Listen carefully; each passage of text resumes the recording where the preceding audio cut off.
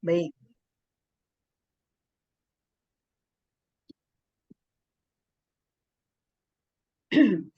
Bismillahirrahmanirrahim. Assalamualaikum warahmatullahi wabarakatuh. Waalaikumsalam warahmatullahi wabarakatuh.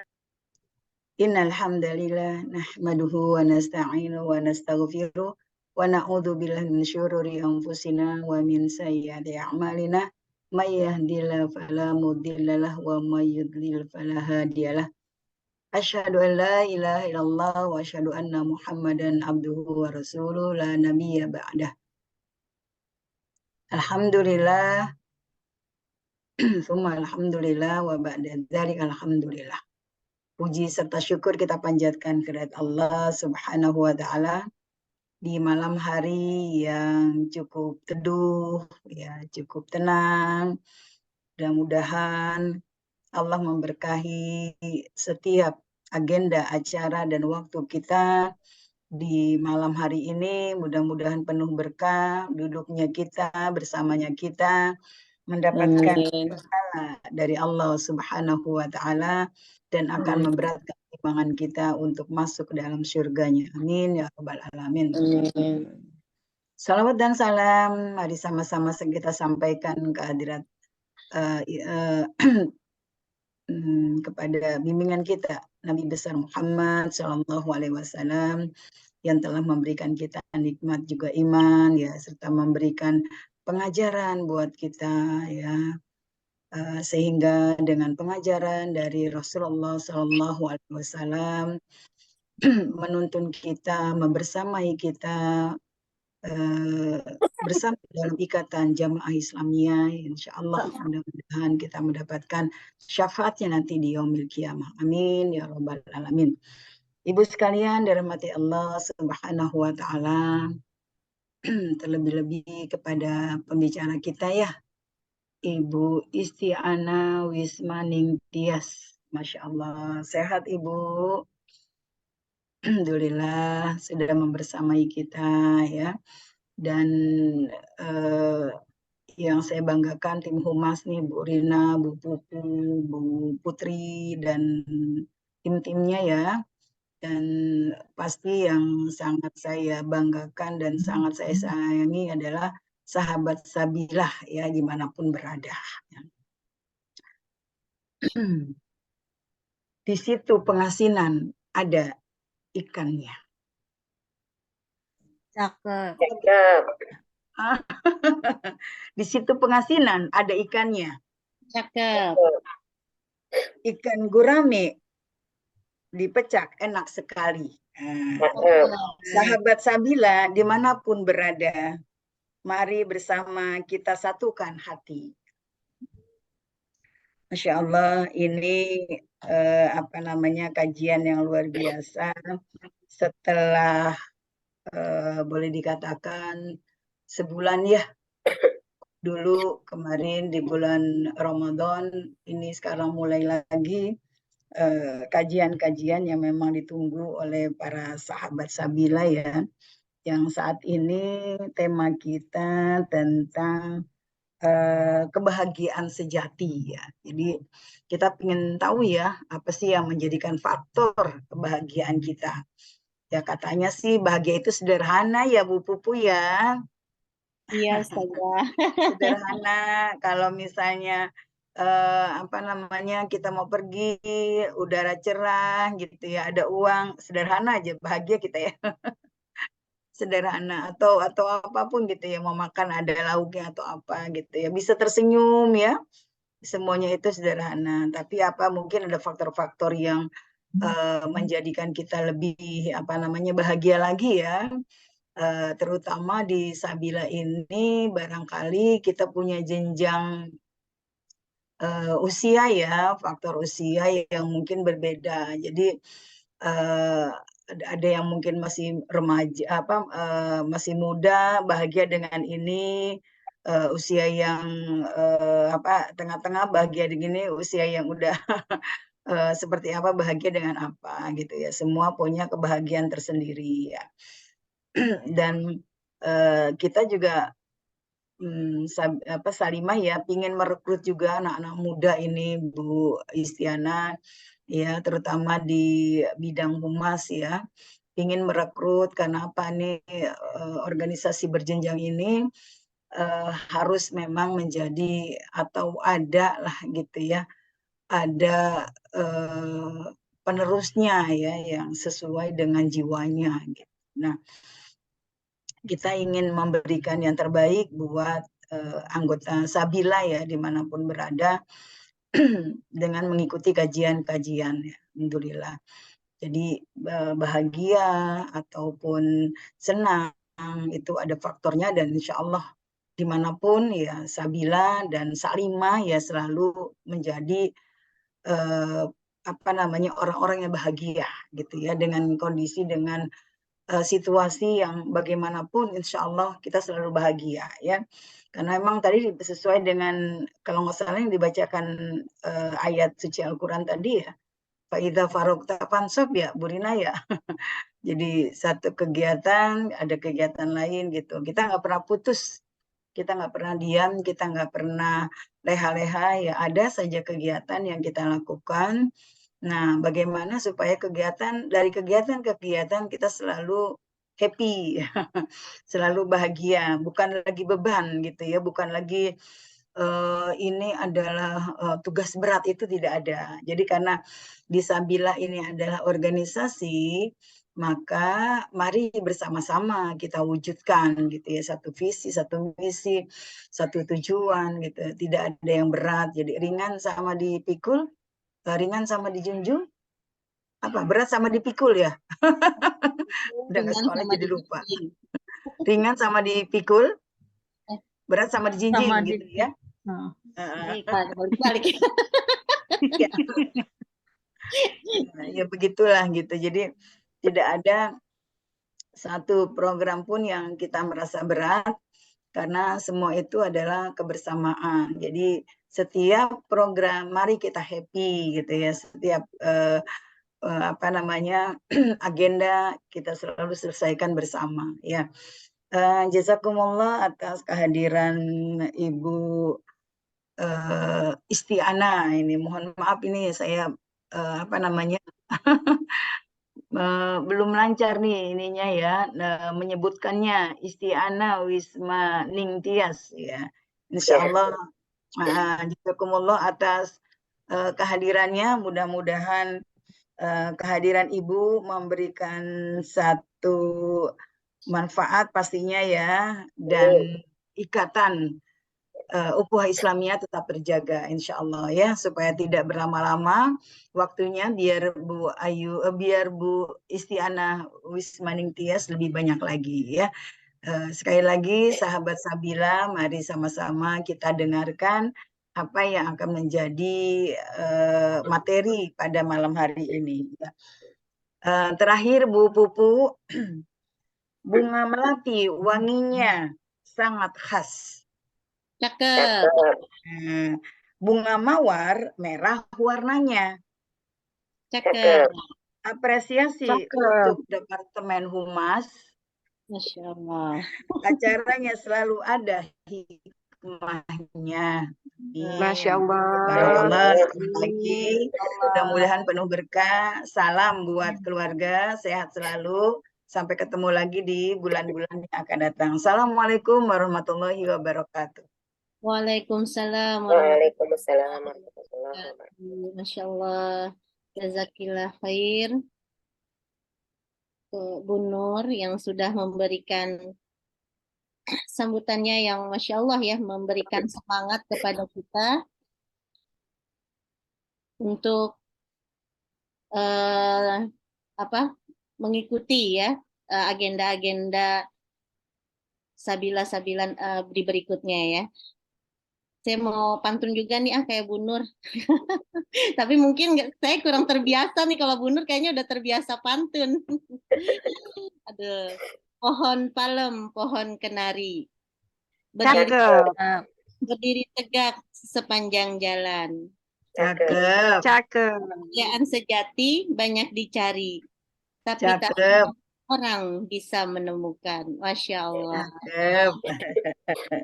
Insya Allah itu berkaitan juga ya Bu dengan tema kita malam hari ini ya, yang insya Allah apa namanya, kita akan membahas tentang bagaimana faktor-faktor untuk menemukan kebahagiaan itu sendiri, yang nanti akan disampaikan oleh Bu Istiana. Tapi sebelumnya saya akan membacakan biodata Bu Isti ya, saya panggilnya ya Bu, kayak kalau Ya, tadi Bu Nur manggilnya terlalu kepanjangan gitu. ya, Biar ya lebih nggak apa-apa. akrab dan lebih dekat juga ya Bu Isti. Eh, biodata beliau saya bacakan ya, insya Allah. Namanya Bu Istiana Wismaning Tias, lahir di Jakarta 31 Desember 1972. Alamat tinggalnya di Jalan Boulevard, Taman Melati Indah, Blok A 16, RT 2, RW 9, Kelurahan Duren Mekar, Kecamatan Bojong Sari. Wah, kita tetanggaan nih, Ustazah. Ya, Statusnya menikah dengan 5 putra-putri, dan moto hidupnya adalah sebaik-baik manusia adalah yang paling bermanfaat bagi sesamanya. Masya Allah. Pendidikan beliau ya, SD Angkasa 10 Halim, kemudian SMP Negeri 50 Jakarta, SMA Negeri 68 Jakarta, D1 PGTK BIK, semester akhir PG PAUD Universitas Muhammadiyah Bogor, dan pekerjaan beliau adalah sebagai konsultan keluarga, juga pembina majelis ilmu. Dan beliau juga aktif di organisasi Ketua PD Salimah Jakarta Selatan 2010 sampai 2013.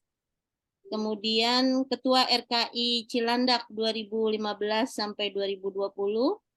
Koordinator Bank Sampah Kelurahan Duren Mekar 2020 sampai sekarang. Kemudian Koordinator Bank Sampah Kecamatan Bojong Sari. Masya Allah ya. Padat pengalaman organisasinya ya. Mudah-mudahan juga nanti bisa apa namanya, bisa kita ikuti jejak beliau ya, yang bisa berkiprah di masyarakat ya, insya Allah.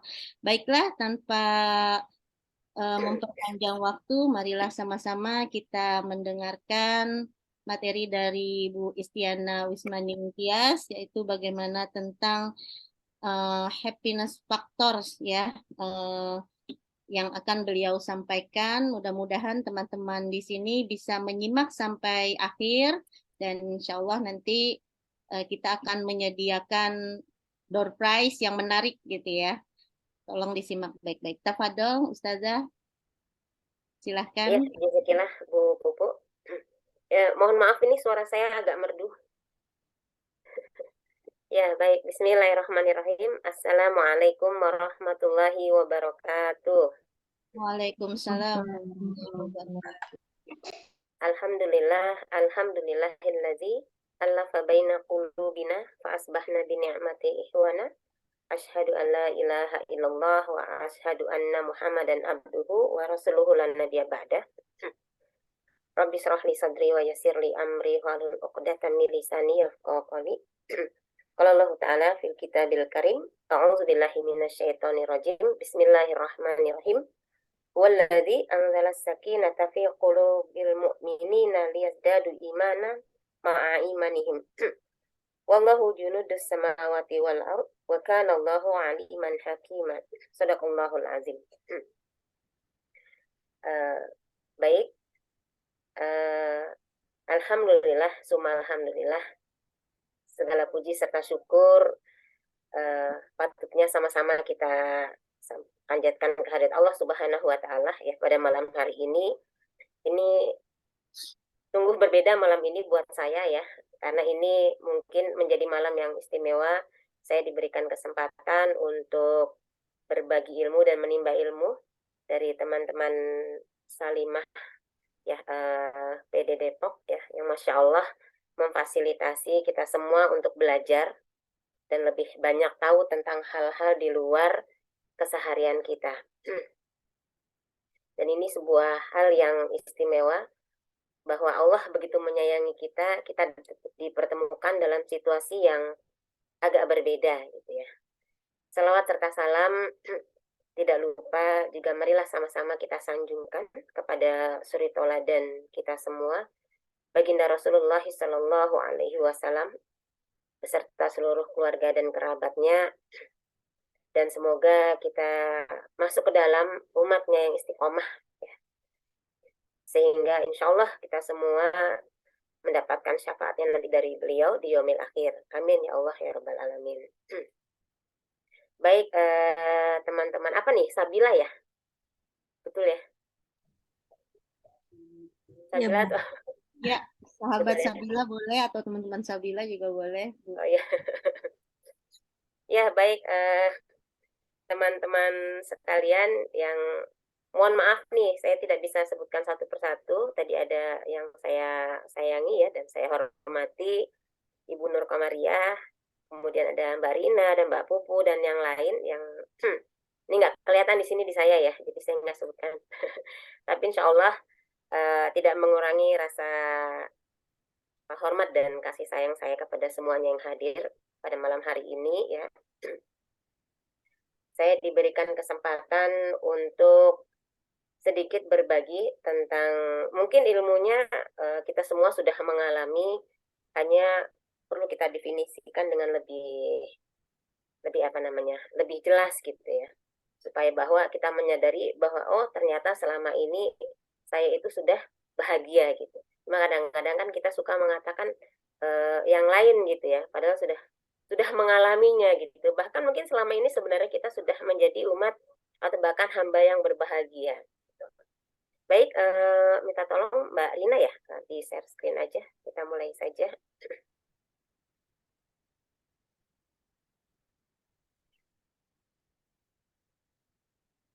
Ya, happiness factors atau faktor-faktor kebahagiaan. Ya.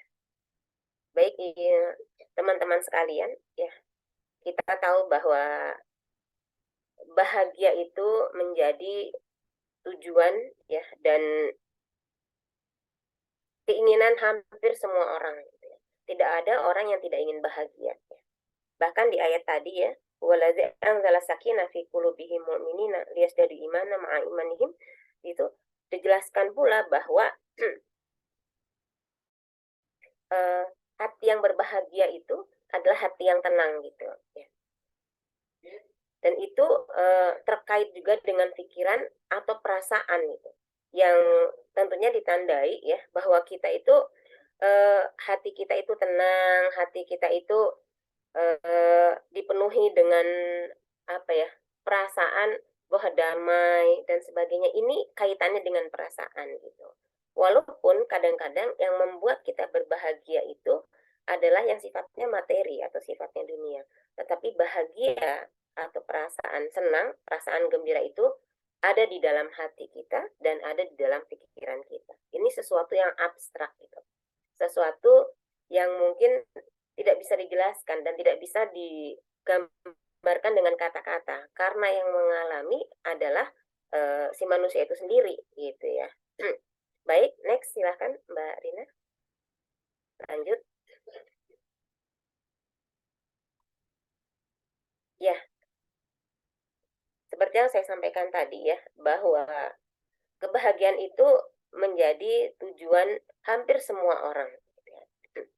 Ya, karena dengan kebahagiaan itu apapun menjadi mudah kita lakukan gitu. Apapun menjadi mudah untuk kita capai, karena dengan rasa yang bahagia semuanya itu menjadi enteng gitu. Semuanya menjadi ringan gitu ya. Seakan-akan beban itu terkurangi dengan rasa bahagia yang sedang kita alami. Dan kebahagiaan itu adalah tidak hanya sekedar emosi gitu ya, tapi ini terkadang memancar, bahkan membuat orang lain pun jadi terbantu gitu ya. Jadi luar biasa betapa rasa ya atau perasaan bahagia itu begitu ketika dia mendominasi hati kita, mendominasi pikiran kita, mendominasi tubuh kita, maka sebenarnya itu akan memancarkan kebahagiaan juga kepada orang lain. Dan tentunya kebahagiaan itu tidak ada yang sempurna ya, tetapi justru dengan ketidaksempurnaan itu kita menjadi terus berupaya untuk mencari kebahagiaan tadi, gitu ya. Dan ini kaitannya dengan ada hubungan interaksi antara kita dengan orang lain atau kita dengan lingkungan kita, baik itu tetangga gitu ya, dengan pasangan atau dengan teman-teman yang lain. Ya, lanjut Mbak Rina.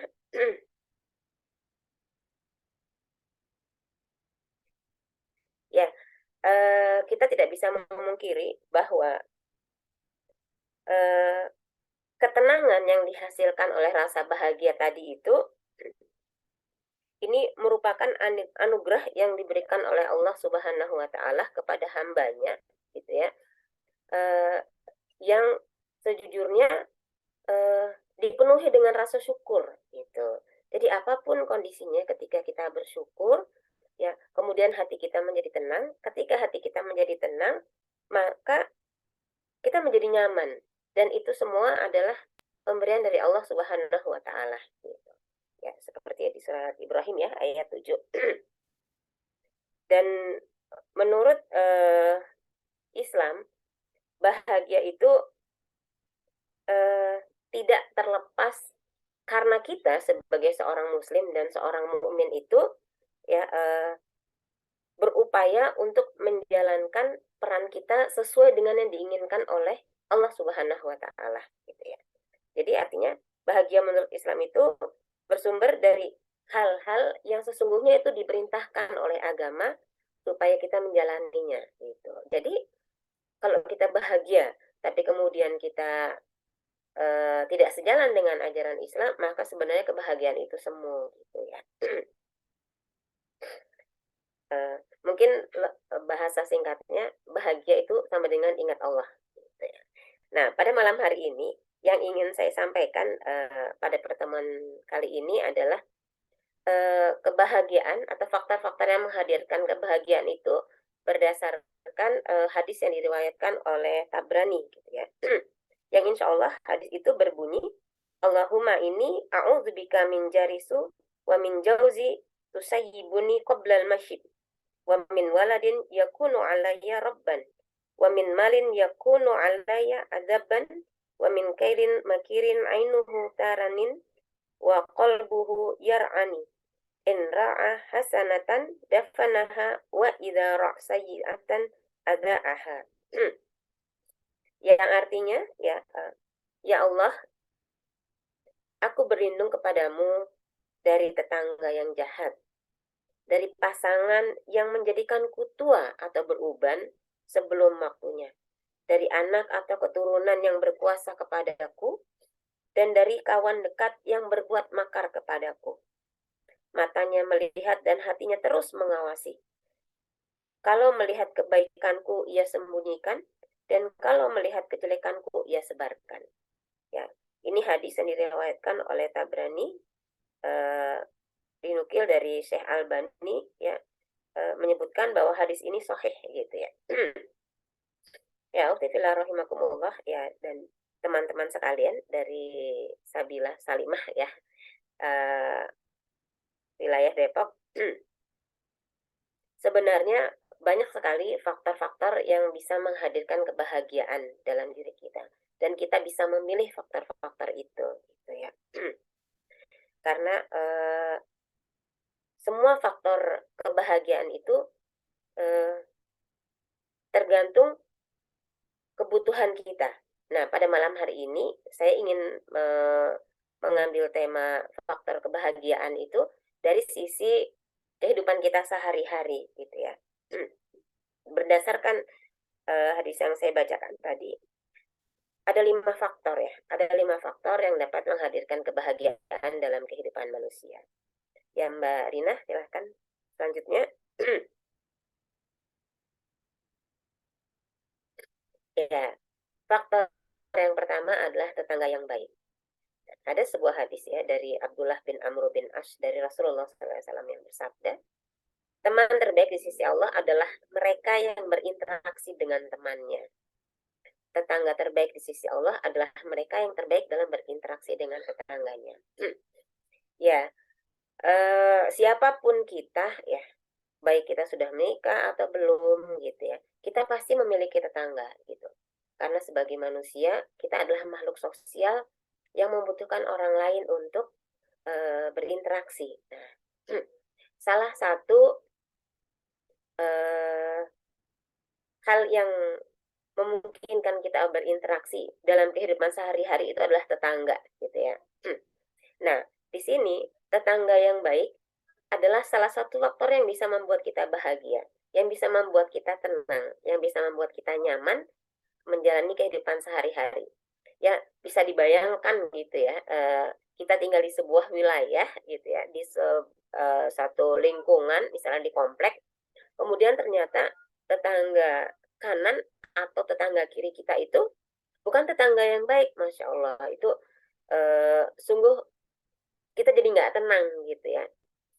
Ada sebuah cerita dan ini kemudian sepertinya dialami di beberapa tempat gitu. Sejak COVID itu kan banyak yang kemudian hobi memelihara hewan peliharaan gitu ya, kucing gitu misalnya kucing gitu. Berbagai macam jenis kucing itu marak dimiliki oleh tetangga-tetangga kita, bahkan mungkin kita juga memiliki gitu. Tidak hanya satu, bisa 2, 3, sampai 4 gitu. Nah, kebetulan tetangga ini mereka itu terbiasa banyak berkumpul gitu ya, dalam majelis ilmu, di majelis taklim gitu ya. Kemudian mereka juga arisan gitu, mereka juga di posyandu dan sebagainya gitu. Nah, kemudian mereka sama-sama melihara kucing. Nah, pada suatu hari entah terlupa atau bagaimana, itu ada kucingnya salah satu dari mereka itu yang lepas gitu ya, entah lepas entah dilepas gitu kan. Kadang-kadang ada ya kucing yang memang dibiarkan untuk mencari pasangannya sendiri gitu ya, itu lepas gitu. Dan ketika lepas itu ternyata dia membuang kotoran di rumah orang lain gitu. Walaupun padahal biasanya kalau kucing yang dipelihara itu dia terlatih ya untuk buang kotoran di tempatnya gitu. Tapi mungkin karena dia merasa bebas, jadi dia di mana-mana membuang kotorannya gitu. 1 kali, 2 kali, hingga beberapa kali. Akhirnya terjadilah hal yang selama ini ingin dihindari gitu ya. Nah, tetangga yang kebetulan halamannya kotor karena kucing tadi gitu ya, akhirnya merasa tidak nyaman gitu. Sampai akhirnya, ya udah laporin aja sama Bu RT nih, gimana sih katanya memelihara hewan dan sebagainya gitu. Nah, ini padahal sesuatu yang kecil gitu ya, padahal sesuatu yang sederhana. Tetapi ketika kita tidak bisa menyikapinya dengan baik, maka akan terjadi sesuatu yang selama ini mungkin ingin kita hindari gitu. Ingin kita baik sama tetangga, tapi kita merasa tetangganya nggak baik sama kita. Nah, ini harus kita hindari. Makanya di bagian bawah ini tertera bahwa ada sebuah doa ya yang diriwayatkan juga oleh Tabrani, ya Allah, aku berlindung kepadamu dari tetangga yang jahat gitu. Ya, tetangga yang mungkin mengganggu kita gitu. Jadi kenapa tetangga yang baik ini merupakan faktor yang membuat kita bahagia? Ya karena tetangga adalah saudara paling dekat dengan kita. Ya, dia adalah saudara yang paling cepat membantu kita. Dia adalah teman yang paling mengerti kita. Gitu ya. Kadang kalau kita nggak punya minyak, lari ke tetangga dan sebagainya. Inilah sebabnya kita membutuhkan tetangga yang baik, ya, dan kita berlindung kepada Allah dari tetangga yang jahat agar kita bisa menggapai kebahagiaan. Baik, lanjut Mbak Rina. Nah, kemudian faktor yang kedua, nah ini pasangan yang menyenangkan gitu ya. Nah, Tentunya di sini suami atau istri gitu ya.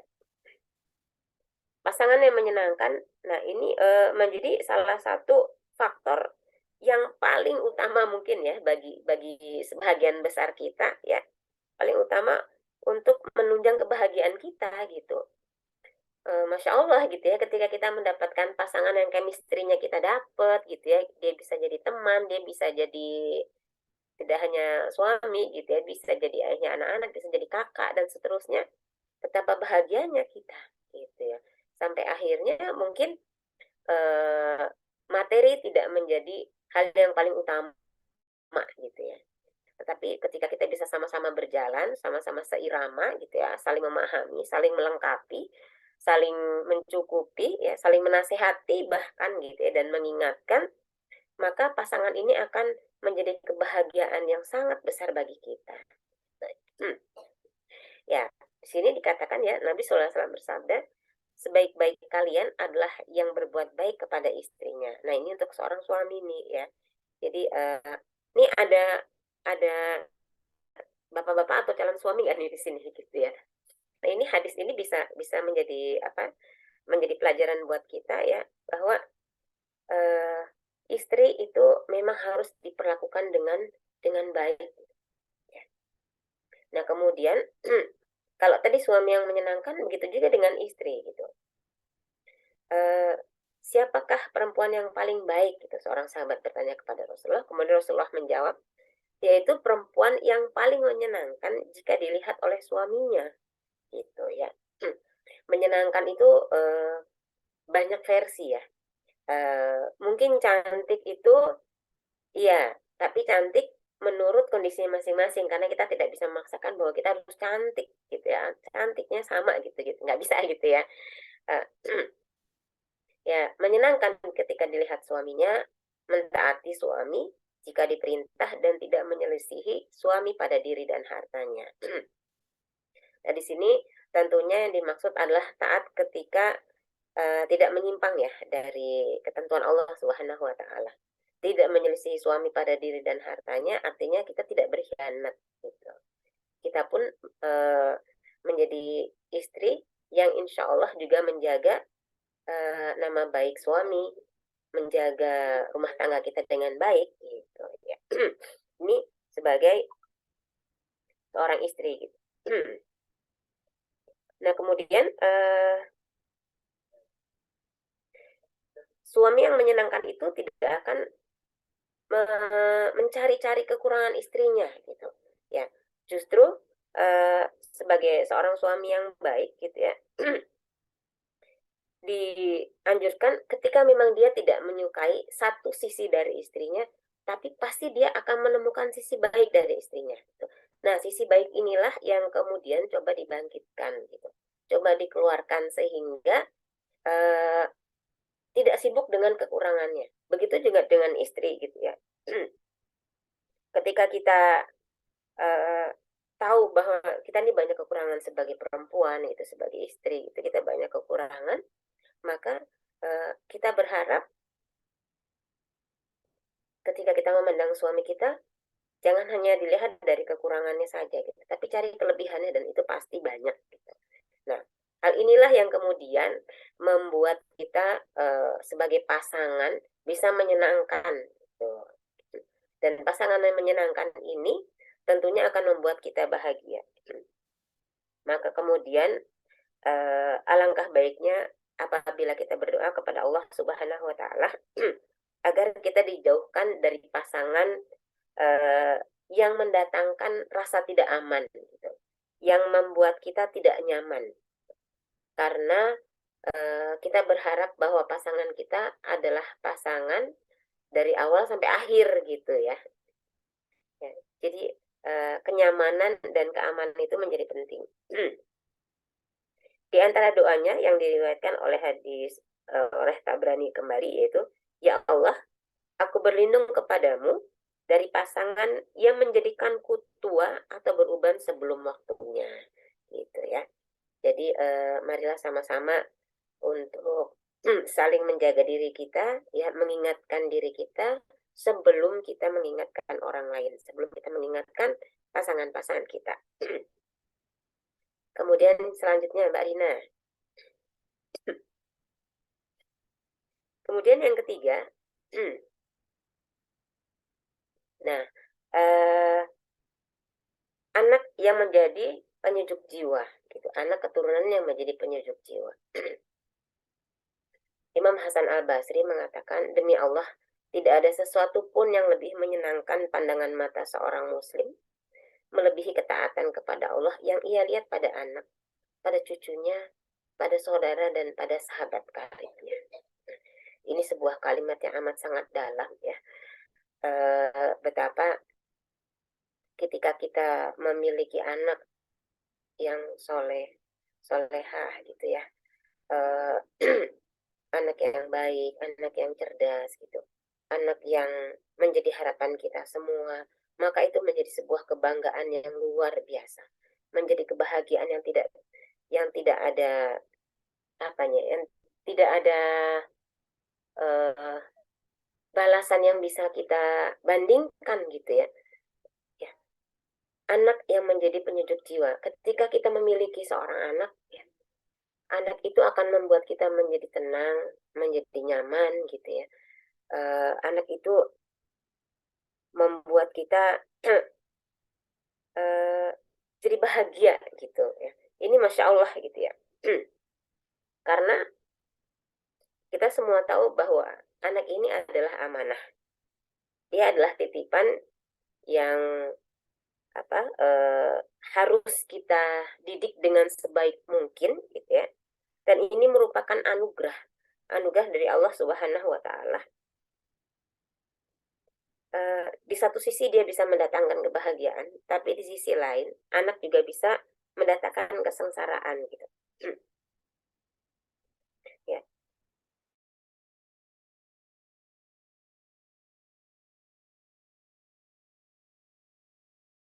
Penyejuk jiwa kita sebagai orang tuanya, sebagai ibunya, gitu ya, atau sebagai neneknya, gitu ya. Nah, ini menjadi sesuatu yang amat menyenangkan, gitu. Maka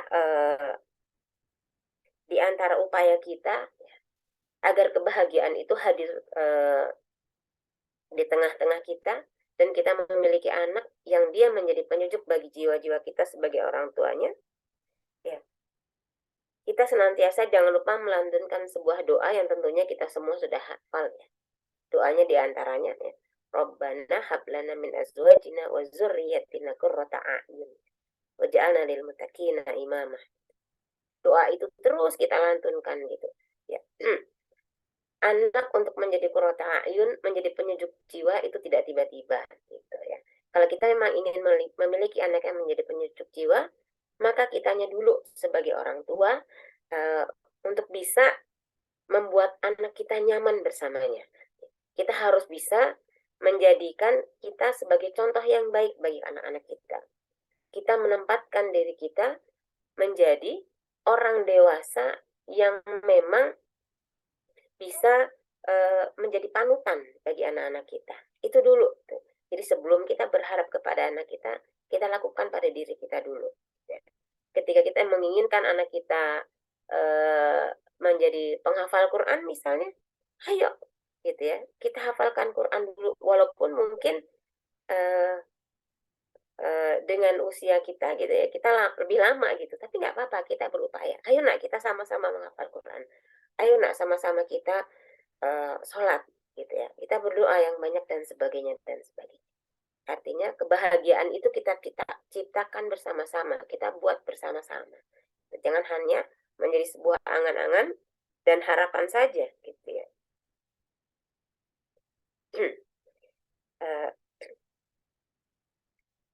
Tentunya ketika seorang anak tumbuh dalam sebuah keburukan, ya, maka orang tuanya lah yang akan kesengsaraannya, ya. Anak-anak itu akan memaksa dan menguasai diri kita. Ini sungguh subhanallah, ini rasa yang amat berat ya bagi orang tua, gitu ya. Namun kita sebagai pengemban amanah tentunya harus berupaya bagaimana caranya supaya selama memang anak itu masih dalam didikan kita berupaya terus. Ya. Kita berupaya terus dan meminta terus kepada Allah Subhanahu wa Ta'ala, ya, agar Allah memberikan bimbingan dan petunjuk kepada kita, juga kepada anak-anak kita tadi. Gitu ya. Sehingga patutlah bagi kita berdoa kepada Allah Subhanahu wa Ta'ala agar dijauhkan dari anak keturunan kita yang memiliki sifat yang jahat, sifat yang tidak baik gitu, yang akan mendatangkan ketidakamanan dan tidak nyaman bagi kita sebagai orang tuanya. Gitu. Ya, di antara doa yang diajarkan yang oleh di sini oleh Rasulullah SAW, ya Allah, aku berlindung kepadamu dari anak keturunan yang berkuasa kepadaku, ya. Wa min waladin yakunu alaihi rabba. Hadis riwayat Tabrani. Nah, sahabat Sabila sekalian, doa tadi menjadi bagian yang terus kita upayakan agar kebahagiaan kita memiliki anak yang menjadi penyejuk jiwa kita itu bisa terwujud gitu ya.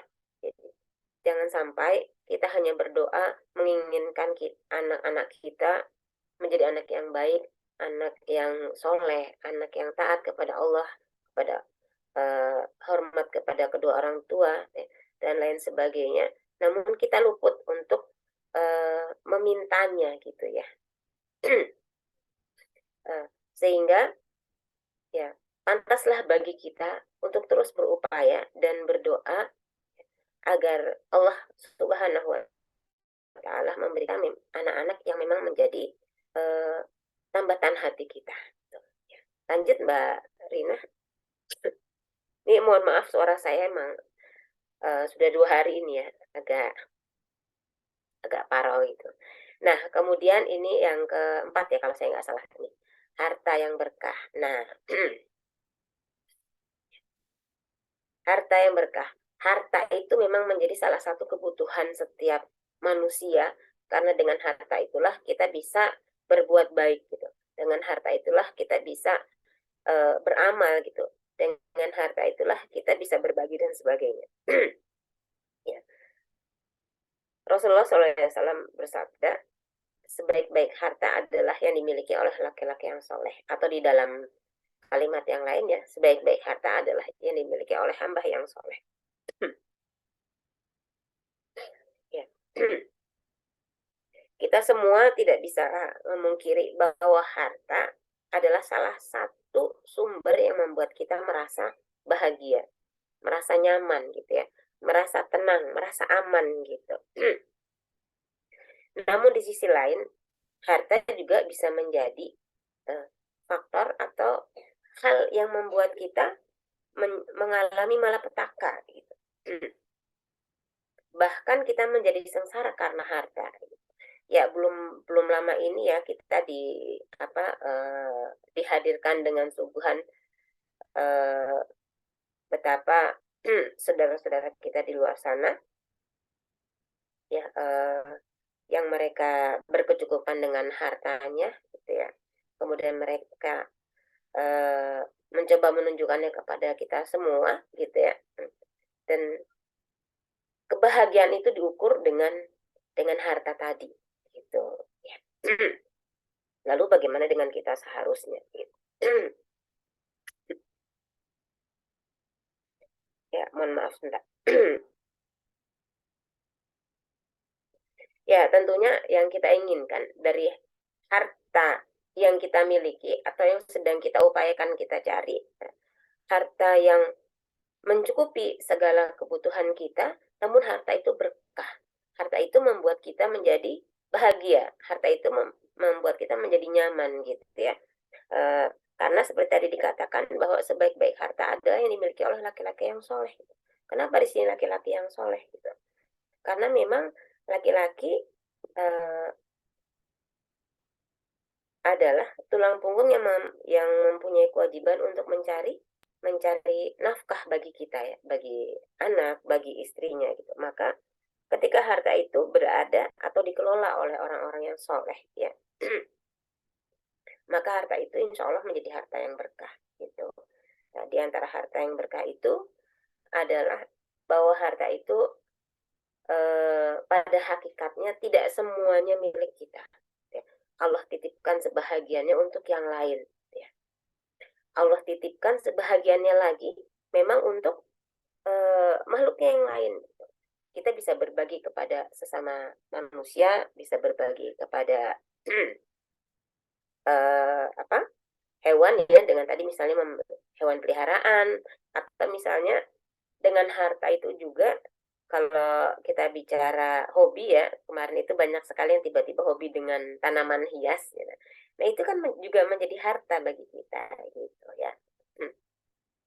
Betapa banyak yang orang-orang itu merubah hartanya kemudian menjadi hobi, dan itu membawa kebahagiaan, dan itu juga menjadi harta yang berkah.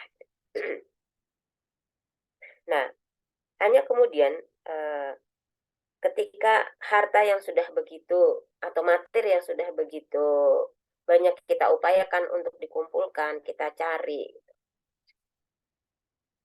kemudian tidak menghadirkan kebahagiaan, bahkan menghadirkan rasa kesempitan, atau kemudian kita menjadi pongah atau sombong dan sebagainya, maka alangkah baiknya kita sebagai seorang mukmin ya, bagi seorang mukmin itu memohon kepada Allah Subhanahu wa Ta'ala agar kita dihindari dari harta yang tidak berguna bagi kita, dari harta yang membawa kesengsaraan bagi kita. Dan di antara doanya adalah, ya Allah, aku berlindung kepadamu dari harta yang menjadi siksa bagiku. Ya Allah.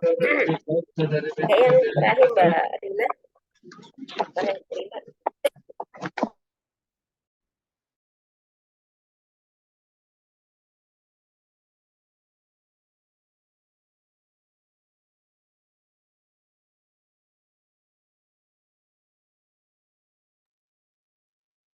Ya, baik. Kemudian faktor yang kelima atau yang terakhir yang coba saya sampaikan pada malam hari ini adalah sahabat yang menguatkan dalam kebaikan.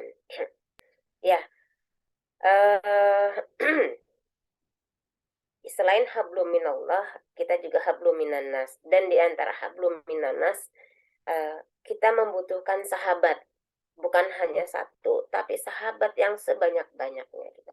Yang di dalam hal ini, sahabat yang membuat kita bahagia adalah sahabat yang menguatkan kita dalam kebaikan. Sahabat yang selalu mengingatkan kita apabila kita terlupa. Gitu. Apabila kita salah melangkah, apabila kita lupa akan ucapan yang kurang berkenan gitu. Nah, sahabat seperti ini sangat kita harapkan ya. Karena betapa beruntungnya kita apabila menemukan sahabat yang tidak hanya sama-sama mengingatkan dunia, tapi sahabat yang memang kita sama-sama punya tujuan akhirat yang sama gitu ya. Kita tidak hanya bersahabat di dunia ini, maka kita juga akan bersahabat insya Allah nanti di yaumil akhir. Ya, dalam sebuah hadis yang lumayan, yang cukup populer ya, yang diriwayatkan oleh Bukhari, ya Nabi Shallallahu Alaihi Wasallam bersabda,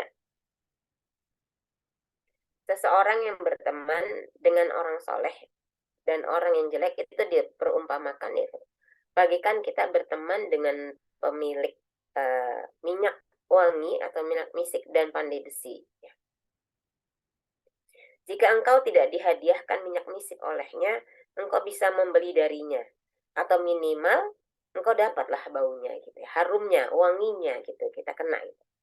Adapun apabila kita berteman dengan pandai besi, jika engkau tidak mendapati pakaianmu atau badanmu hangus terbakar, minimal engkau mendapatkan baunya yang tidak sedap. Nah, di dalam hadis ini Rasulullah SAW menggambarkan kondisi tentang dua orang teman yang digambarkan tadi ya, yang satu dengan minyak wangi, yang satu dengan pandai besi, gitu. Jadi di sini diingatkan bahwa kita ya harus berhati-hati ya ketika kita mencari teman. Gitu. Apabila teman itu baik, maka insya Allah kita akan terbawa dengan lingkungan yang baik. Begitu juga dengan sebaliknya gitu. Apabila teman kita ternyata tidak baik, paling tidak eh, orang akan melihat bahwa dia kan temannya si A kan tidak baik gitu. Mungkin kita tidak berbuat buruk, tetapi orang lain mungkin menilainya begitu. Maka berhati-hatilah kita ketika mencari sahabat. Itu sebabnya hadis ini ya melarang kita untuk mencari teman yang dapat merusak agama kita, yang dapat merusak jiwa kita, gitu. Banyak ya di luar sana, bahkan sangat banyak ketika kita tidak berhati-hati, ya, maka kita akan mendapatkan teman yang sebenarnya bukan teman ya namanya gitu ya, bukan sahabat namanya ya, kalau dia tidak menginginkan kebaikan dari diri kita, gitu ya. Maka hati-hatilah kita ketika mencari teman. Nah, karena sahabat yang baik, teman yang baik, akan membuat kita nyaman, akan membuat kita tenang, dan akan membuat kita bahagia. Kita bisa berbagi banyak hal, kita bisa berbuat banyak hal nih. Seperti ini ya teman-teman Sabila ya, teman-teman yang pada malam hari ini sama-sama kumpul bersama dengan teman-teman yang ada di sini. Ini merupakan sebuah kebahagiaan, ya, sebuah anugerah yang Allah berikan gitu. Masya Allah kita dipertemukan dengan orang-orang yang peduli, ya. Nih, Masya Allah nih Bu Nur ya, Bu Nur Komariah dengan jajarannya ya berupaya dengan sekuat tenaga untuk berbagi ilmu. Nah, ini bagian dari upaya menjadi sahabat yang baik gitu ya. Menjadi teman yang memang tidak hanya mengingatkan urusan dunia tapi juga mengingatkan urusan akhirat. Masya Allah gitu. Dan alangkah beruntungnya kita semua yang pada malam hari ini berkumpul di sini ya, karena kita bisa mendapatkan teman yang baik. Ya mungkin nanti nih Bu Rina, Bu Pupu ya, teman-teman yang hadir di sini dipersatukan gitu ya dalam sebuah komunitas yang kalau hari ini mungkin kita ketemunya online, besok ketemu lagi dalam suasana yang lebih ringan, yang lebih asyik gitu ya, yang lebih rame gitu kali ya. Jadi masing-masing bisa melihat, bisa menyentuh, bisa bisa saling berpelukan dan sebagainya gitu. Mungkin ya Bu Rina ya, mungkin sudah ada programnya bahkan ya. Mudah-mudahan begitu. Nah, itu sebabnya supaya kita terhindar dari memiliki sahabat yang tidak kita inginkan, kita berlindung kepada Allah dengan sebuah doa yang juga diriwayatkan oleh Tabrani ya. Ya Allah, aku berlindung kepadamu dari kawan dekat yang berbuat makar kepadaku. Matanya melihat dan hatinya terus mengawasi. Kalau melihat kebaikanku ia sembunyikan, dan kalau melihat kejelekanku ia sebarkan. Ya, naudzubillah min dzalik. Jangan sampai kita mendapatkan teman yang seperti itu. Nah, 5 hal tadi ya adalah faktor-faktor yang sebenarnya dekat ada di antara kita, ada di sekitar kita yang semuanya itu ada. Kelima faktor itu mungkin sudah ada gitu. Tapi apakah faktor itu membawa sebuah kebahagiaan atau tidak? Nah, ini tergantung kita.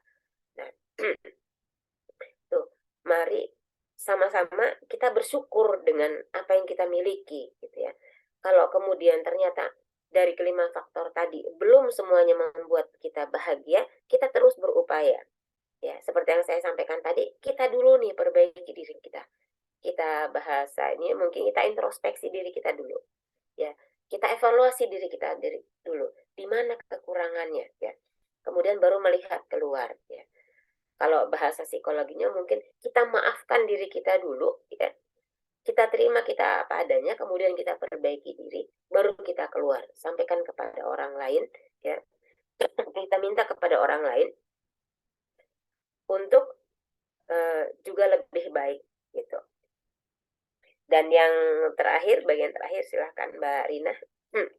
Nih, coba saya tutup dengan sebuah kalimat yang luar biasa ya. Jadi bahagia itu adalah kosakata rohani, ya. Dengan demikian sesungguhnya ia tidak akan dicapai dengan jalan materi. Ia hanya bisa dicapai dengan jalan rohani, ya. Materi tidak akan bisa memuaskan nafsu manusia, berapapun banyaknya. Bahagia itu ada di dalam hati. Bahagia itu tersimpan di dalam jiwa. Jadi carilah kebahagiaan di dalam hati, sanubari, dan kebersihan jiwa. Tuh ya, teman-teman semua. Jadi saya ulangi kembali bahwa kebahagiaan itu sebenarnya sudah ada di dalam diri kita ya. Allah sudah memberikannya. Bagaimana caranya? Ya, Mbak Rina, bagian terakhir. Bagian penutup di halaman terakhir ya. Ya. Jadi bukan bahagia yang menjadikan kita bersyukur, tetapi dengan bersyukur akan menjadikan hidup kita bahagia. Nah, inilah kata kuncinya. Jadi, kalau kita ingin mendapatkan kebahagiaan hakiki, kebahagiaan yang sebenarnya dengan apapun kondisi kita, entah kita sempit, entah kita lapang, entah kita sedang sedih atau kita bahagia, entah kita sedang bersama-sama atau sedang sendiri gitu ya, sedang punya uang atau tidak, maka kebahagiaan itu sebenarnya akan hadir ketika kita banyak bersyukur ya. Kita bersyukur ya Allah menciptakan kita dengan keadaan diri kita. Kita bersyukur bahwa Allah pertemukan kita dengan komunitas yang baik pada malam hari ini. Kita bersyukur bahwa Allah masih memberikan kita kesempatan untuk belajar. Kita bersyukur bahwa kita masih sehat. Kita bersyukur bahwa kita masih hidup gitu. Dan yang paling utama kita bersyukur bahwa kita menjadi seorang muslim. Ya, wallahu alam bisawab. Itu saja mungkin yang bisa saya sampaikan. Kurang lebihnya mohon maaf. Assalamualaikum warahmatullahi wabarakatuh. Waalaikumsalam warahmatullahi wabarakatuh. Masya Allah, jazakillah khair Bu Isti atas materinya tentang kebahagiaan ya, terlebih faktor-faktor yang membuat kita bahagia ya, karena memang yang dibutuhkan oleh kita ya, seorang wanita, seorang ibu, seorang istri yang Masya Allah kompleks gitu ya, permasalahan atau maksudnya kegiatan gitu ya yang penuh dengan rutinitas gitu ya, perlu membuat diri kita ini menjadi diri yang bahagia, ibu yang bahagia, istri yang bahagia. Karena insya Allah dengan ibu yang bahagia, istri yang bahagia, bahkan diri kita sendiri yang bahagia, itu insya Allah bisa mempengaruhi apa namanya lingkungan sekitar gitu ya, sehingga lingkungan sekitar kita juga bisa menjadi lingkungan yang bahagia ya insya Allah. Ya baiklah teman-teman, jika ada pertanyaan, insya Allah kita akan membuka rubrik pertanyaan. Bagi yang mau bertanya, tafadhol bisa raise hand atau bisa melalui chat.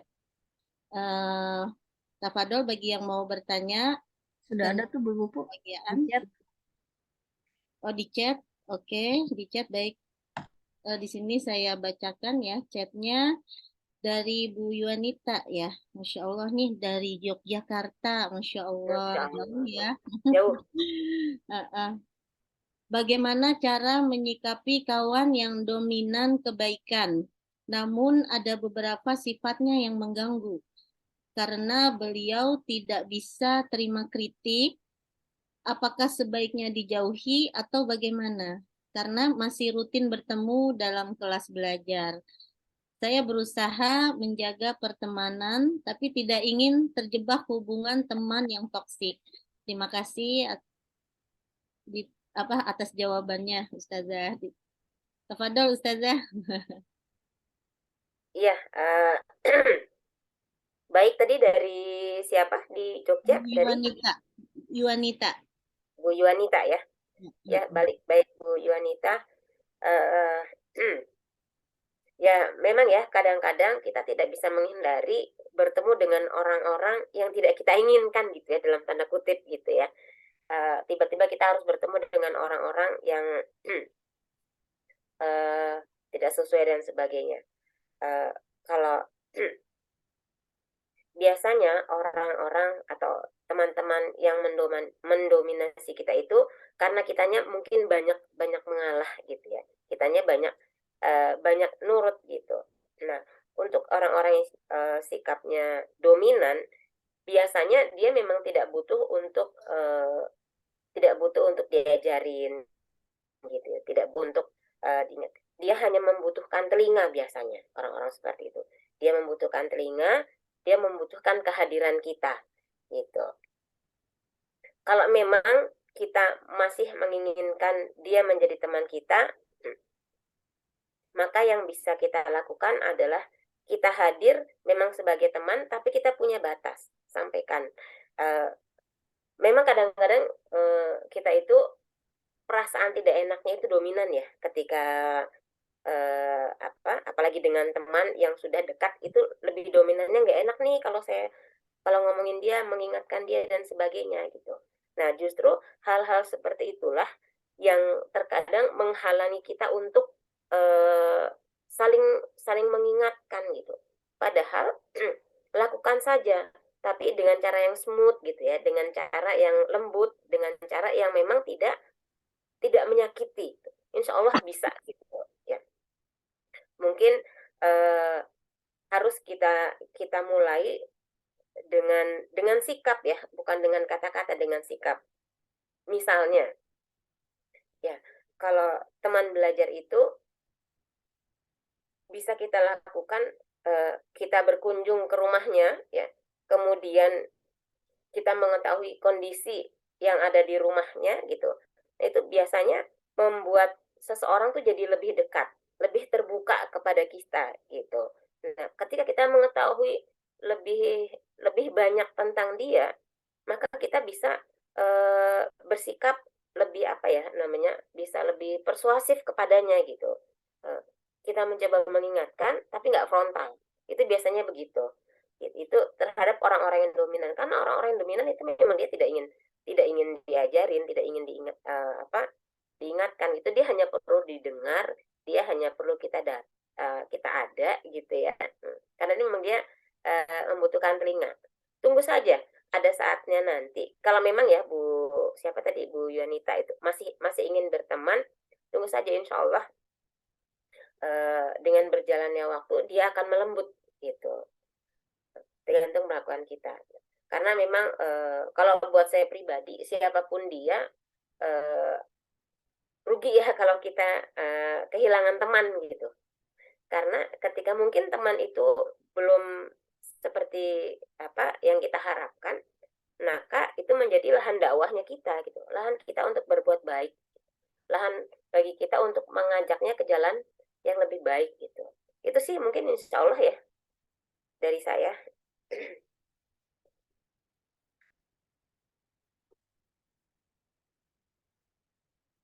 Ya, masih di mute Bu Pupuk? Baik Ustazah, untuk penanya yang kedua nih dari Bu Desi Zarni, bukankah faktor ekonomi juga mempengaruhi kebahagiaan? Bagaimana menurut Ustazah? Ya, betul. Faktor ekonomi itu tadi sudah saya sampaikan, mungkin harta yang berkah gitu ya. Betul, faktor ekonomi itu menjadi salah satu hal yang mendatangkan kebahagiaan bagi kita gitu. Apalagi kita sebagai seorang perempuan ya. Kalau yang memang kita dari kecil sudah terbiasa memiliki harta sendiri gitu ya, bisa mencari nafkah buat diri sendiri, itu menjadi sebuah kebanggaan dan kebahagiaan tersendiri buat kita. Betul, itu faktor ekonomi.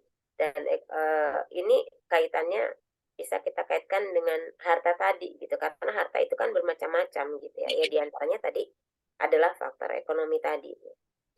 Begitu mungkin Bu Desi. Jadi mungkin untuk faktor ekonomi tadi ya,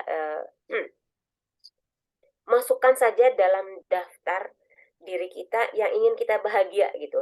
Jadi maksud saya gini, hari ini atau malam ini saya menyampaikan 5 faktor, tapi sesungguhnya setiap orang punya faktor yang berbeda-beda untuk meraih kebahagiaan. Kalau memang ada faktor-faktor lain yang bisa membuat kita bahagia, ya sudah masukkan saja gitu. Selama itu tidak bertentangan dengan ajaran kita gitu. Selama itu tidak membuat kita lupa gitu kepada hakikat diri kita gitu. Dan selama itu tidak membuat kita kufur nikmat. Itu masukkan saja sebanyak-banyak apapun itu. Misalnya, oh hobi, oh silahkan masukkan hobi. Misalnya membaca itu membuat saya bahagia, ya masukkan saja gitu ya. Atau misalnya hal-hal yang lain ya. Ada kalau saya ingat salah seorang sahabat Ali bin Abi Thalib, beliau tuh mempunyai 6 atau 7 hal gitu ya yang membuat beliau bahagia. Ya diantaranya adalah selalu berbagi gitu tuh beliau. Kemudian saling mengingatkan, itu menjadi faktor-faktor buat beliau yang membuat beliau itu bahagia. Nah, gitu. Jadi tambahkan saja apapun itu kalau memang itu baik dan itu bisa membuat kita tenang dan bahagia serta nyaman, ya tafadol. Masukkan dalam daftar kita. Ya, itu mungkin Bu Pupuk. Oh iya, jazakillah khair. Sebelum kita lanjut ke pertanyaan-pertanyaan berikutnya, tadi kita belum dokumentasi nih Ustazah. Untuk teman-teman yang sahabat-sahabat Nabila, untuk dokumentasi diharapkan untuk membuka videonya ya. Bagi yang kondisinya siap ya, tapi kalau memang tidak siap dengan membuka video, nggak apa-apa insya Allah. Karena kita mau mengabadikannya dengan dokumentasi. Yuk, sudah semua? Belum ya, baru berapa orang nih yang buka dokumentasi? Cuma baru berenam. Yuk, ditunggu. Ya, wajah-wajah cantiknya, wajah-wajah salihahnya. Ya, oke.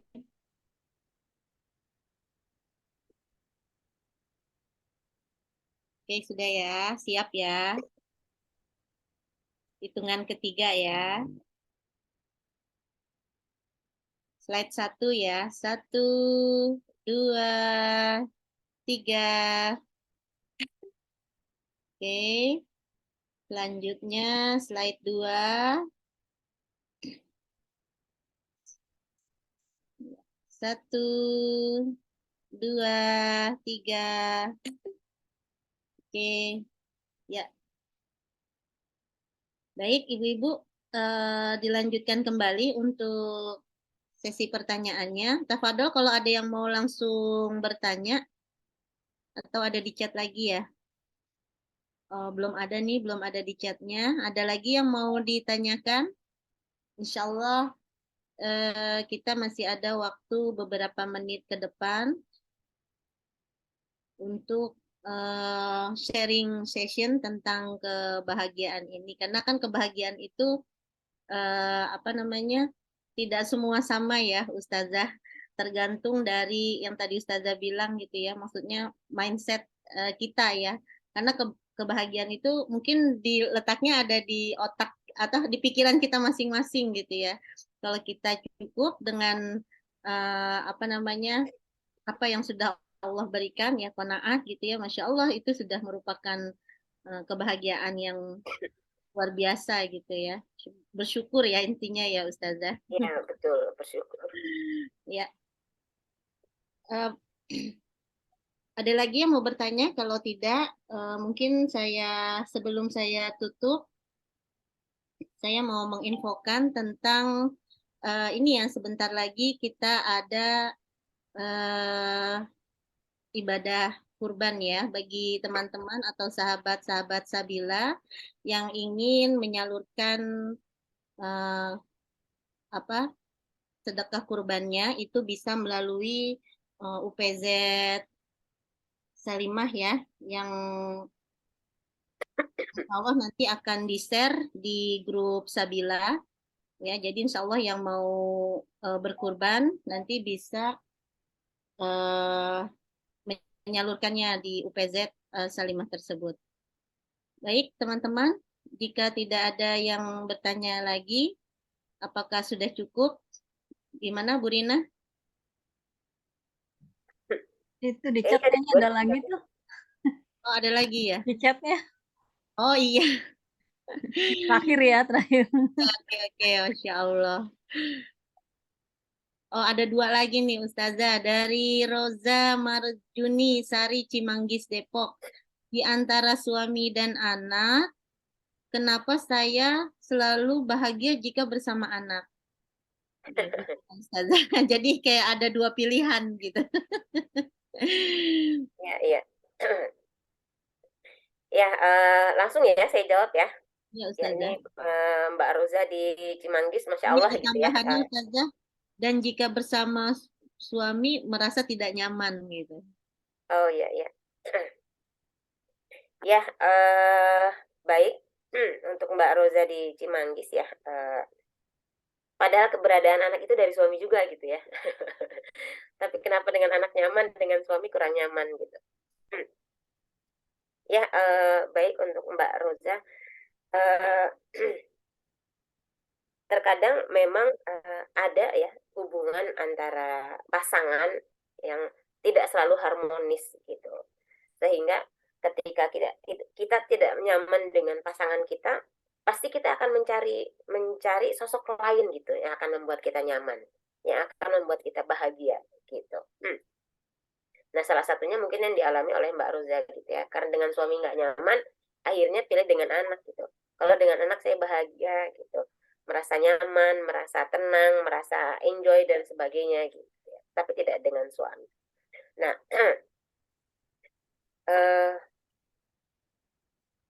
mungkin nah ini sebenarnya kita tidak bisa apa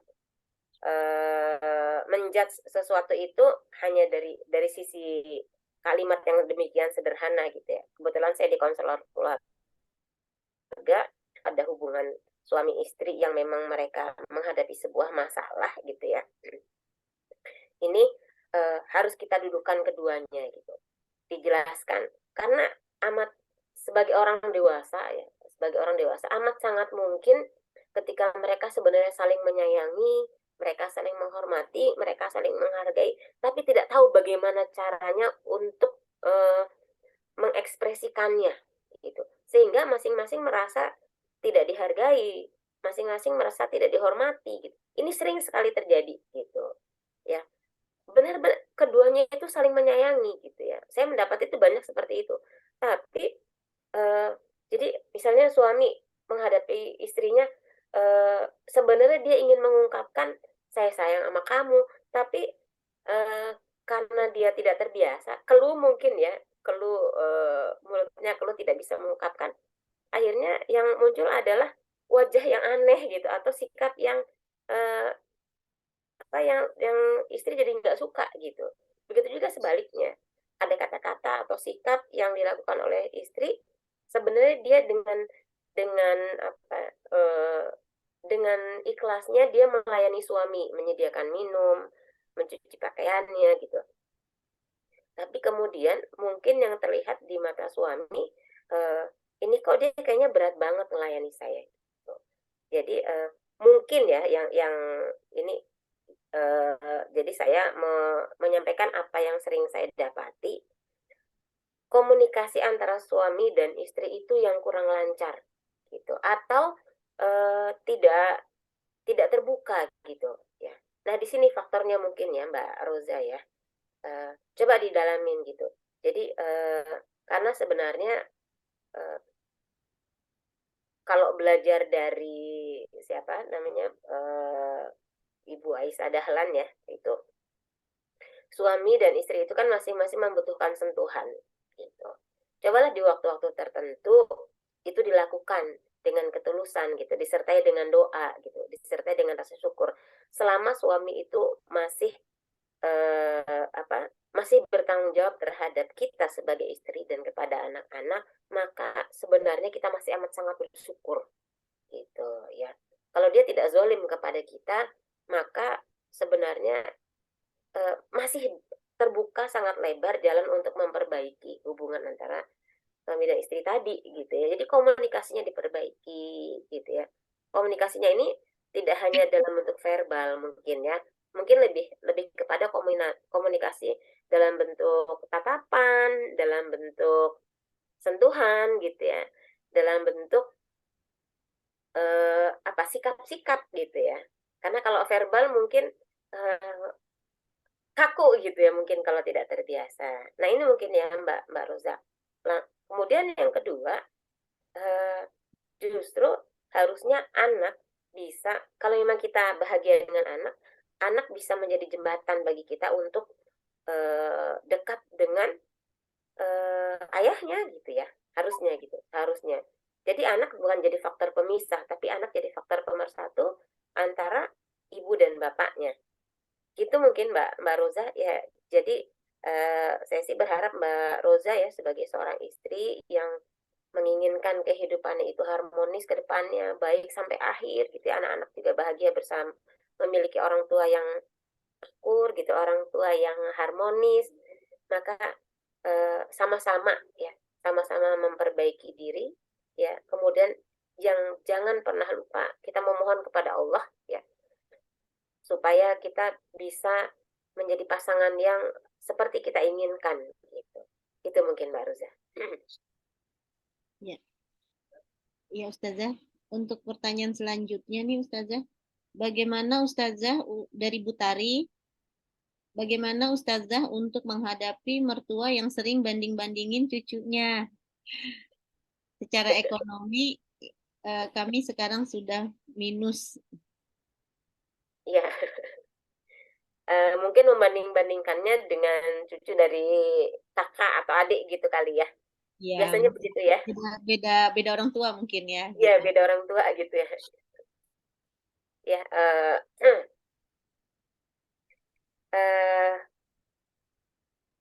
memiliki mertua ini kan sebenarnya bagian dari rizki ya, rizki kita gitu. Masya Allah kita mendapat tambahan orang tua gitu.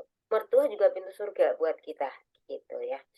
Siapapun mertuanya dia adalah pintu surga kita. Gitu.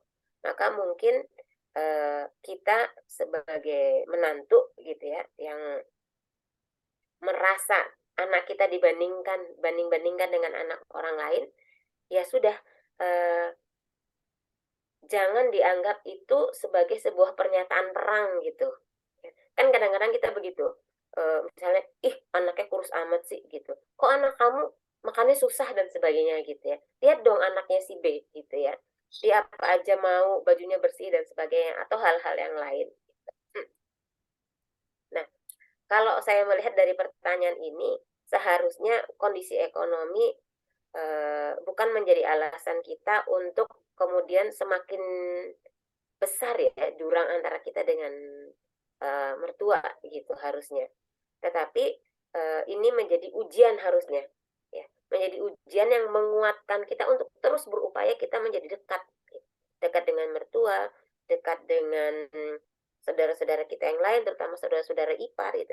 Ini bukan hal yang mudah, tetapi juga bukan hal yang mustahil gitu. Terus saja hormati mertua kita, doakan dia gitu ya, buat dia bahagia dengan caranya kita, dengan apa yang kita bisa gitu ya. Karena bagaimanapun ini hanya ujian buat kita. Insya Allah ini hanya sesaat gitu.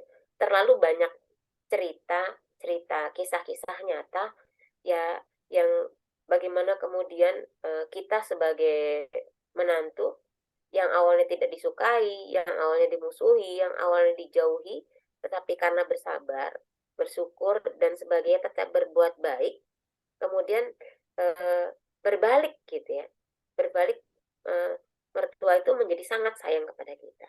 Nah, kalau harapannya Mbak Tari ingin memiliki mertua yang bisa kita jadikan seperti orang tua kandung kita ya, yang menyayangi kita, yang menghormati kita, ya kita dulu bersabar dengan kondisi yang sekarang kita hadapi ya. Sampaikan saja kepada anak-anak kita, enggak kok, misalnya manggilnya eyang tuh sayang kok gitu. Misalnya dia ngatain anak kita kurus, iya eyang nggak suka kalau kamu badannya kecil gitu ya. Eyang pengennya kamu tuh badannya sehat, kuat, makannya yang banyak. Jadi jangan kita konfrontasi gitu ya, pernyataan-pernyataan yang memang tidak kita suka dari ibu atau ayah mertua kita gitu. Dan jangan jadikan anak-anak kita sebagai apa ya namanya, kubu gitu ya, kubu yang melawan mertua gitu, jangan gitu ya. betul anak-anak kita dibandingkan, dan tidak ada satupun seorang ibu yang suka kalau anaknya dibandingkan dengan anak yang lain, apalagi yang membandingkan mertua sendiri gitu. Jelas-jelas dia cucunya gitu, jelas-jelas dia adalah anak dari anaknya kan gitu ya, harusnya kan disayangi gitu. Ini kenapa justru digituin gitu kan, kita nggak suka. Tapi itunya kesampingkan dulu, karena kan kalau sesuai dengan materi hari ini kita ingin bahagia. Kalau kita ingin bahagia ya sudah, jadikan bahagia itu sebagai tujuan kita. Jadi kalau bahasa bahasa apa ya, bahasa psikologinya, ketika kita menghadapi masalah, maka yang kita munculkan terus solusinya, jalan keluarnya, jangan masalahnya. Habis ini masalahnya begini, habis dia begini, maka kita akan fokus dengan masalah.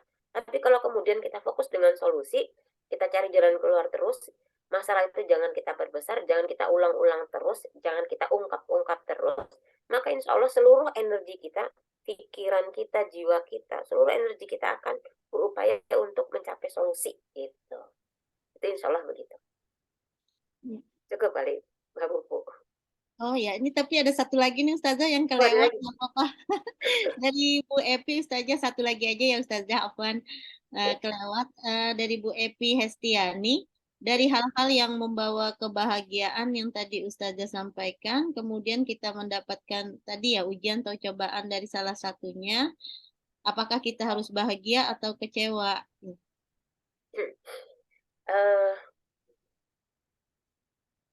Kecewa itu manusiawi gitu ya, diterima saja gitu. Tidak mungkin juga kita bahagia selamanya gitu, karena kita manusia yang normal, manusia yang memiliki perasaan yang berubah-ubah gitu. Jadi diterima saja kecewanya itu, sambil kita berupaya supaya kekecewaan itu tidak menguasai. Jadi kalau tadi ada 5 faktor disampaikan, kita mendapatkan 4 faktor kebahagiaan. Kemudian tapi ada satu faktor yang membuat kita kecewa. Nah, kita fokusnya dengan yang kecewa gitu. Kita fokusnya dengan yang 4 yang kebahagiaan tadi, sehingga bagi kita bersyukur itu sesuatu yang ringan. Bagi kita bersyukur itu sesuatu yang begitu mudah untuk dilakukan. Karena kalau kita fokus kepada yang satu, padahal yang 4 tadi kita dapatkan, yaitu yang seperti saya sampaikan tadi ya, energi kita pasti akan mikirin yang kecewa tadi gitu. Enggak juga, saya pokoknya kecewa, pokoknya saya jadi sedih, pokoknya saya nggak bisa bahagia hanya karena, padahal satu gitu. Yang 4 bisa kita dapatkan gitu. Ya. Atau supaya perbandingannya bisa lebih jauh lagi, carilah faktor lain agar perbandingannya, kalau 4 sama 1 tadi masih berat buat kita, yang 1 tadi yang membuat kita kecewa itu masih membuat kita apa ya, masih terasa banget gitu yang 1 faktor tadi, ya cari saja faktor-faktor lain yang membuat kita bahagia, sehingga perbandingannya bisa menjadi 5:1, 6:1, 7:1 gitu. Artinya jangan kita membuat diri kita dikuasai oleh sesuatu yang sulit bagi kita untuk bersyukur gitu ya. Jadi penuhi hati kita, penuhi pikiran kita, penuhi jiwa kita ya, penuhi rongga-rongga di sekitar kita ini dengan hal-hal yang baik gitu. Ya. Maka insya Allah akan muncul dari dalam diri kita itu sesuatu yang positif, energi positif gitu. Itu Bu Pupuk. Ya Ustazah, jazakillah khair. Ya, baik ibu-ibu dan sahabat-sahabat Sabila semuanya, karena waktu juga sudah mulai menunjukkan jam 9.45 ya. Ya. Allah ya, semangat ibu-ibu semua ya, sahabat-sahabat Sabila semua, ya mudah-mudahan ini bisa menjadikan diri kita atau kita bisa membuat diri kita bahagia ya, insya Allah dengan materi ini kita bisa menjadi orang-orang yang senantiasa bersyukur ya terhadap nikmat yang Allah berikan kepada kita, selalu menumbuhkan kebahagiaan baik itu di pikiran kita, perasaan kita, juga di apa namanya, di kehidupan kita ya Ustazah, insya Allah. Baik, kita tutup saja ya pertemuan kita kali ini dengan membaca hamdalah.